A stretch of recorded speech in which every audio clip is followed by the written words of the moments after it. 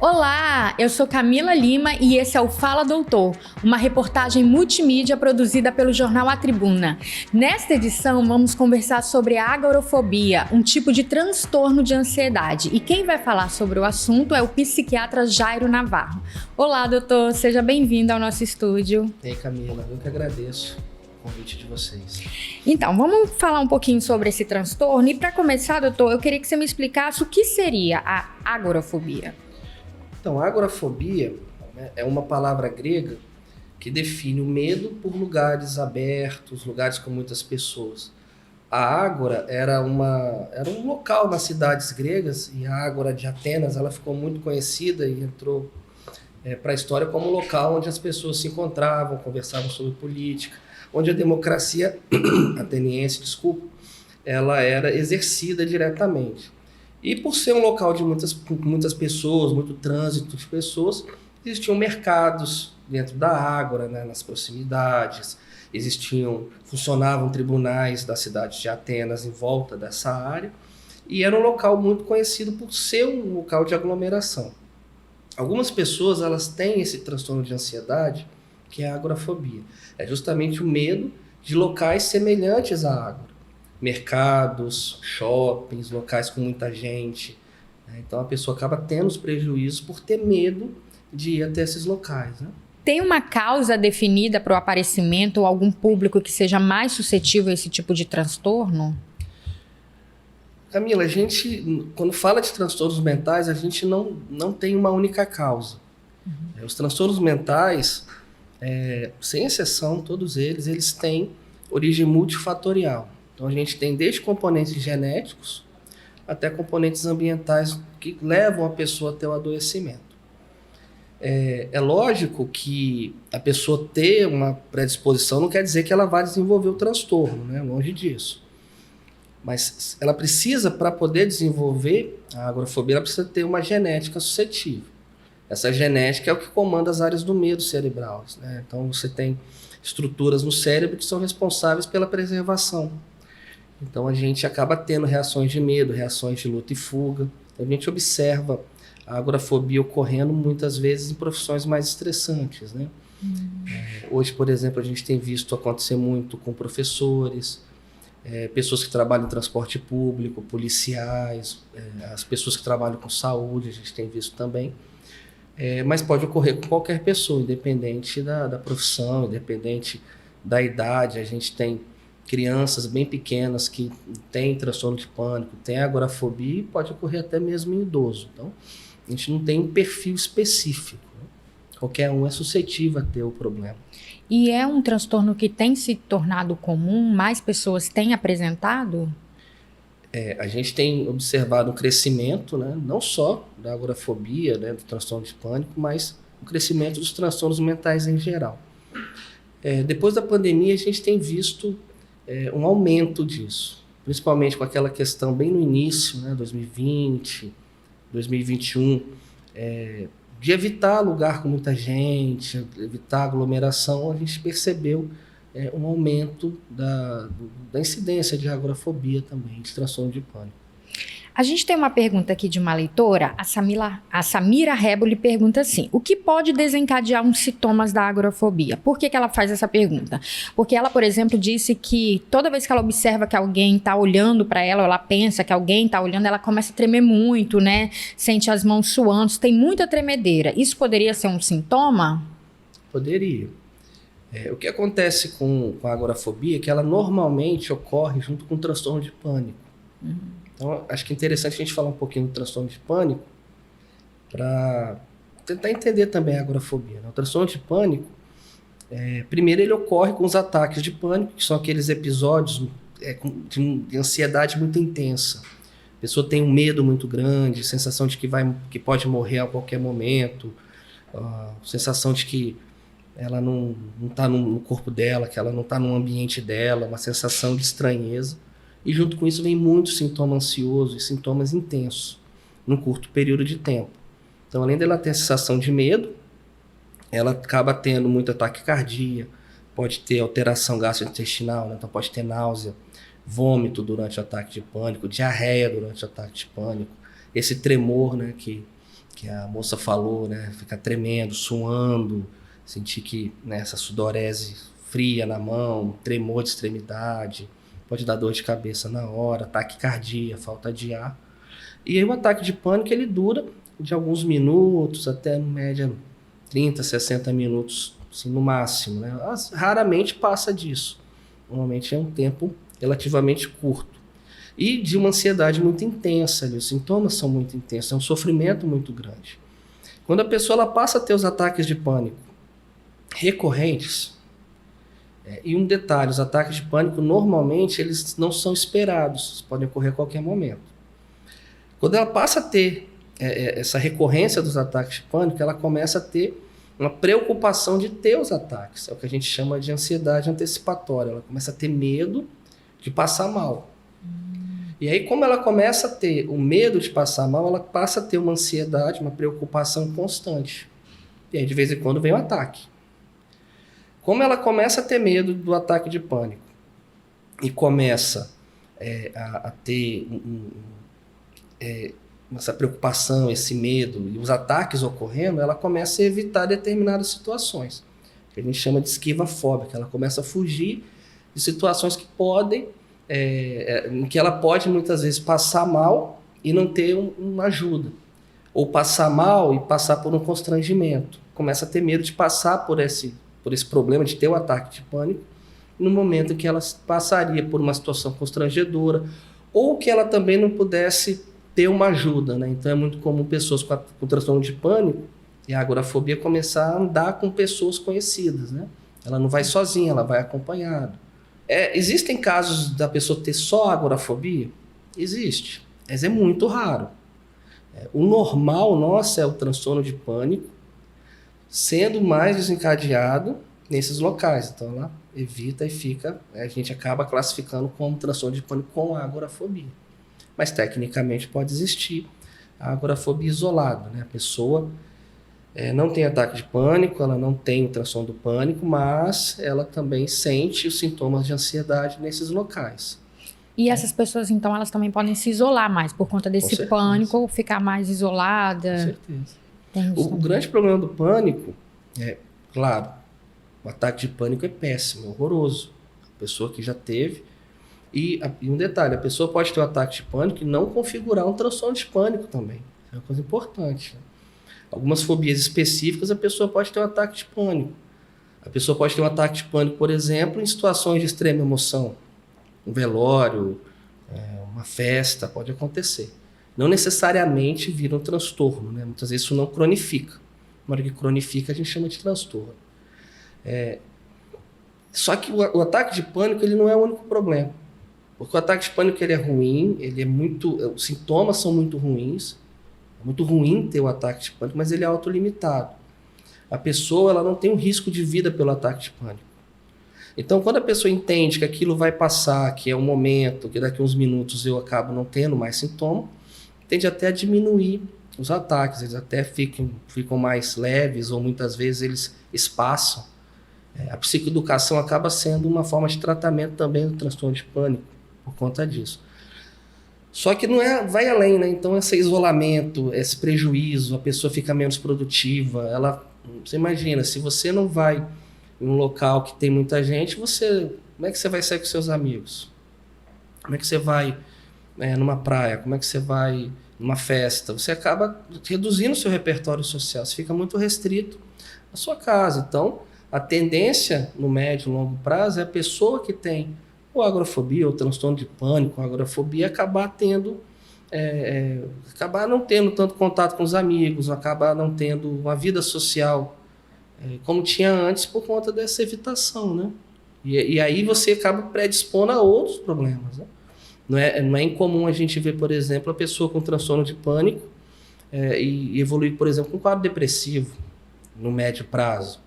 Um transtorno pode vir a chamar outro, no caso. Pode, porque você tem, como eu falei, né, a genética, né, predisposição, e você acaba tendo outros prejuízos sociais, prejuízos financeiros. A pessoa, você imagina uma pessoa que é vendedora e tem agorafobia, como é que ela trabalha? Então imagina um motorista de ônibus com agorafobia. Olha que situação. Então a pessoa começa a ter prejuízo financeiro, prejuízo social, isso tudo vai predispondo a mais redução de qualidade de vida. Isso vai retroalimentando os processos ansiosos, aquela inflamação no corpo que a gente acaba tendo por conta do estresse, para você ter depressão ou pulo. Então é muito comum a gente ter esses quadros que a gente chama de comórbido, né? E como que é feito o diagnóstico desse transtorno da agorafobia?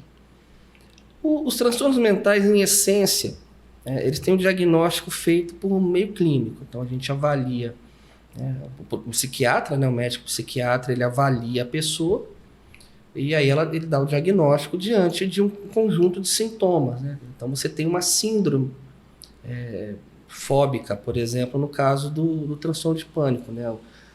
A síndrome ansiosa, você tem um ataque, você vê os sintomas, aí você associa os sintomas com tempo, com evolução, e aí você faz o diagnóstico. Existem critérios que fazem esse diagnóstico. Então, por exemplo, você não pode ter um ataque de pânico só, e aí você não tem um transtorno, tem que ser uma coisa repetitiva, isso tem que durar semanas, isso tem que gerar um prejuízo para a pessoa. Ou, né, se a pessoa não percebeu o prejuízo, pessoas ao redor dela percebem que ela está tendo prejuízo. Não pode ser uma coisa isolada. A gente não tem, assim, é diferente de outras especialidades médicas, que a gente tem um exame de laboratório, a gente tem um exame de imagem que é definitivo, né? É lógico que isso tem mudado nos últimos anos. Hoje a gente tem alguns exames que nos ajudam, né, na questão de corroborar o diagnóstico. Vou dar um exemplo de um exame, né? A gente tem, por exemplo, a NeuroSpect. Né? O NeuroSpect é uma tomografia que tem um marcador que mede como é que eu vou dizer para você? Ele mede um padrão de fluxo cerebral de sangue, né? Um marcador, como se fosse uma densitometria óssea que as pessoas fazem para ver osteoporose. E a gente tem esse exame, né, o NeuroSpect, que é utilizado da mesma maneira, só que com o cérebro. Esse exame ele demonstra alguns padrões. A gente tem alguns padrões muito comuns em transtorno de humor, em psicose, sintomas ansiosos. Então, muitas vezes, a gente acaba solicitando esse exame que acaba corroborando o nosso diagnóstico, né?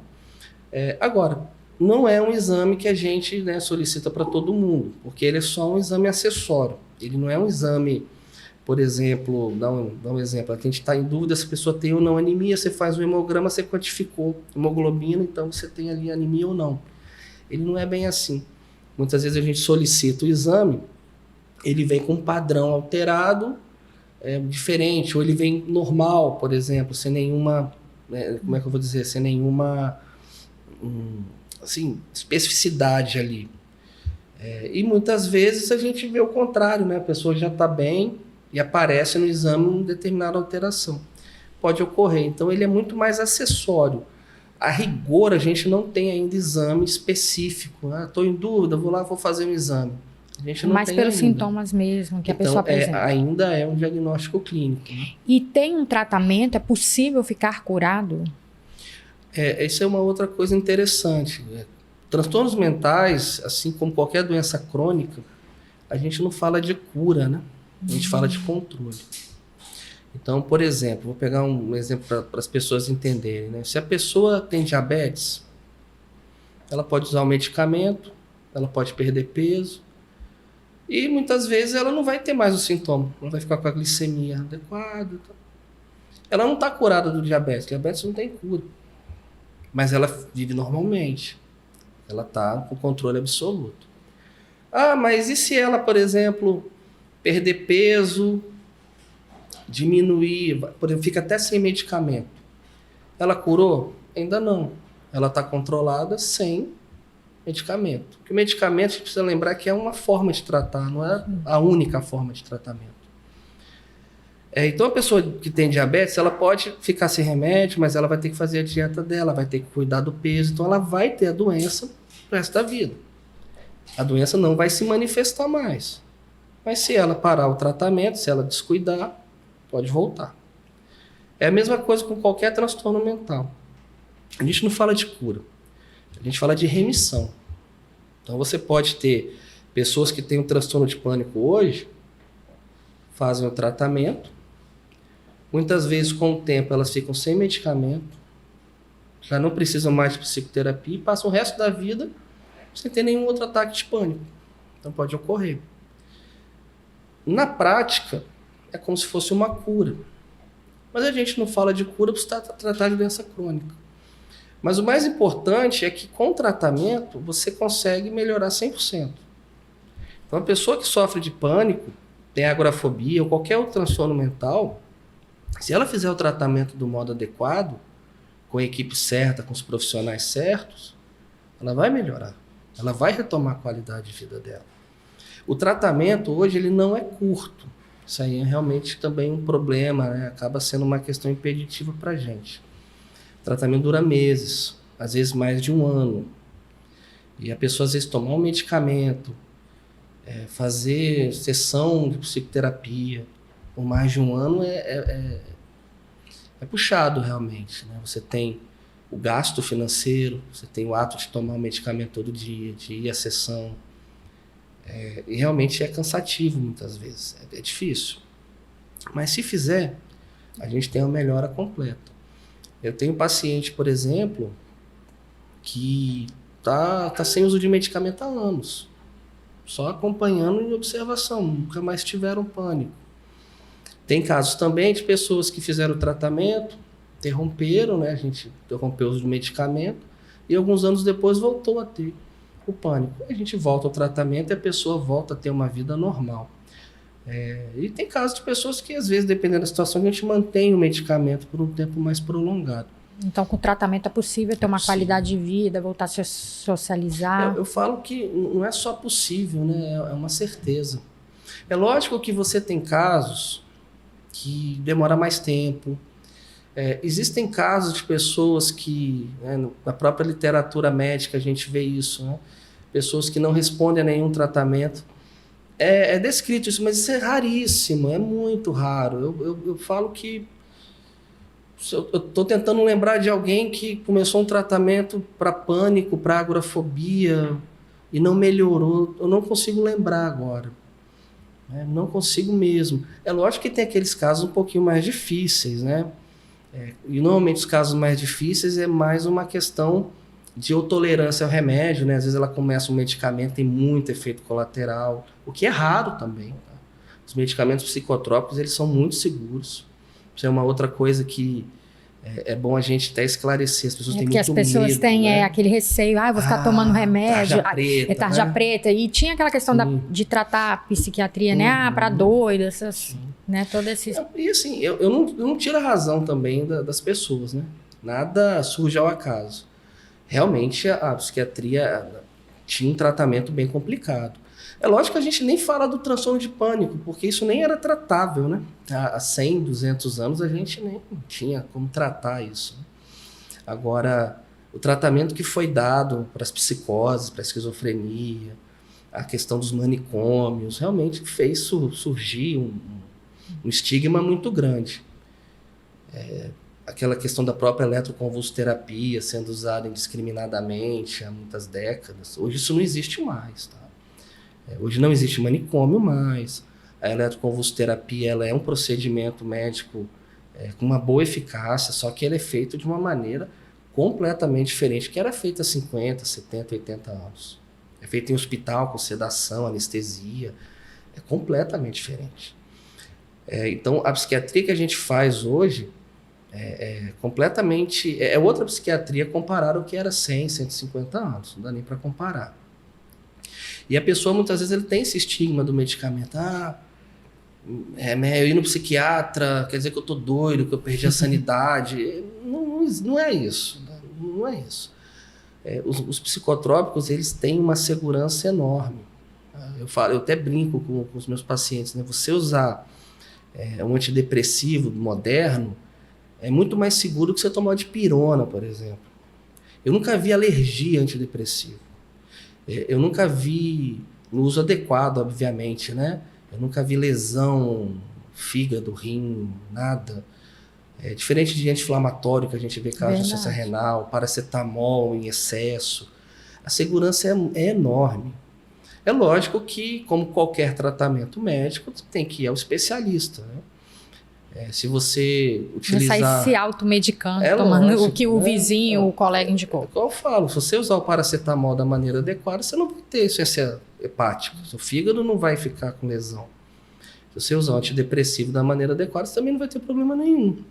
Mas se você toma paracetamol de maneira errada, você vai ter um problemão.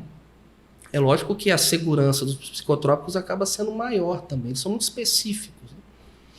Em média, no Brasil, assim, tem uma porcentagem de quantas pessoas sofrem com algum tipo de fobia, ou agrofobia, ou pânico? Eu gosto sempre de pegar os dados e colocar por transtorno de ansiedade, porque eles são muito parecidos. E uma coisa interessante também, a pessoa que tem um determinado transtorno de ansiedade, ela pode ter um outro, ele pode mudar ao longo do tempo. Então, vou te dar um exemplo, né? Hoje, o transtorno de ansiedade mais comum que a gente tem é a fobia social.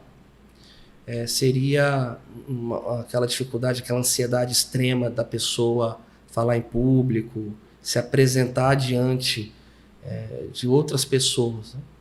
Então, aquela criança que, sabe, passa mal na hora de apresentar um trabalho na escola, é aquela pessoa que às vezes não come no refeitório porque fica com muita vergonha. Esse é o mais comum. A gente tem aí estatísticas que variam de 15% a 20% da população geral. Que tem esse A fobia tipo social, de... por a exemplo, fobia social. né? Transtorno de ansiedade generalizada, aquela ansiedade que engloba vários aspectos diferentes, né, da vida, a gente tem entre 9% e 10%. O pânico, ele é um pouco menos, né? O transtorno de pânico, a agorafobia, a gente tem em torno de 3 a 5% da população em média. Agora, é lógico que esses dados também, eles são subestimados, porque, primeiro de tudo, né, muita gente que passa mal, que tem esses sintomas, acaba não procurando tratamento, né? Ou procura com um tempo muito grande depois que começou a ter o problema. E um detalhe também, você pode ter um transtorno de pânico e junto ter o outro transtorno de ansiedade, por exemplo. Você pode ter uma fobia social e transtorno de pânico. Então, se a gente for classificar os transtornos de ansiedade hoje, a gente vai botar 1/4 da população. Você pegar 1/4 da população no Brasil, 50 milhões de pessoas. Muita gente. É lógico que também a gente tem que lembrar que você pode ter um transtorno e ele também não impactar tanto na sua qualidade de vida. E você pode ter transtorno que acaba com a qualidade de vida da pessoa. Então, a gente, quando fala, né, dessa quantidade toda de pessoas, não quer dizer que todo mundo está num determinado grau de adoecimento que impede de trabalhar, de estudar, de ser produtivo, né? Ela tem prejuízo. Se tivesse o tratamento, ela iria ter uma vida ainda melhor, produziria ainda mais, tiraria notas ainda melhores na escola, na faculdade. A gente está chegando ao final, doutor, mas eu queria que você deixasse algum recado para alguém que esteja sofrendo algum transtorno, passando por alguma dificuldade, né, emocional. A primeira coisa que eu falo, né, quando você tem um transtorno de ansiedade, você tem uma doença, você não tem um problema moral.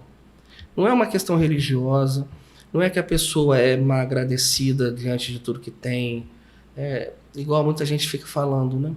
Não é falta de Deus, não é preguiça, não é isso. É um adoecimento. E a gente tem esse adoecimento porque o nosso cérebro adoeceu. Eu brinco, poxa, a gente pode ter doença na pele, a gente pode ter doença no coração, a gente pode ter doença no rim, mas não pode ter doença no cérebro. Por que o cérebro não pode? Verdade. Então, é doença em tudo, mas no cérebro não é doença. É outra coisa. É complicado isso demais, né? Então, acho que a primeira coisa que a pessoa que está sofrendo primeiro entender que isso é uma doença. E quando a gente está com doença, a gente precisa tratar. Se você vive com a doença, você vive mal. Se você tira a doença, você passa a ter uma vida boa. Você pode produzir muito mais. Você pode ter uma vida muito mais feliz. Então, se você tem passado por isso, procurar tratamento. Procurar um médico psiquiatra, procurar um psicólogo, que também pode te ajudar bastante, né? E tirar esse estigma. A pessoa não tem um problema moral, não é um problema de fé, é um problema de saúde. E assim como qualquer problema de saúde, ele tem tratamento. Você pode viver bem. Então, eu sempre falo, sentiu alguma coisa diferente, não está bem, se algum familiar seu falou, um amigo, está percebendo que isso está arrastando, está durando algumas semanas e não melhora, procurar tratamento. É o melhor caminho. Obrigada, tá, doutor Jairo? Obrigado. Muito obrigada mesmo por ter vindo ao nosso estúdio dessa entrevista. Eu que agradeço. Esse foi o Fala Doutor, uma reportagem multimídia produzida pelo jornal A Tribuna, e esse episódio está disponível na versão impressa de A Tribuna, no portal Tribuna Online, no nosso canal do YouTube e nos principais tocadores de podcast.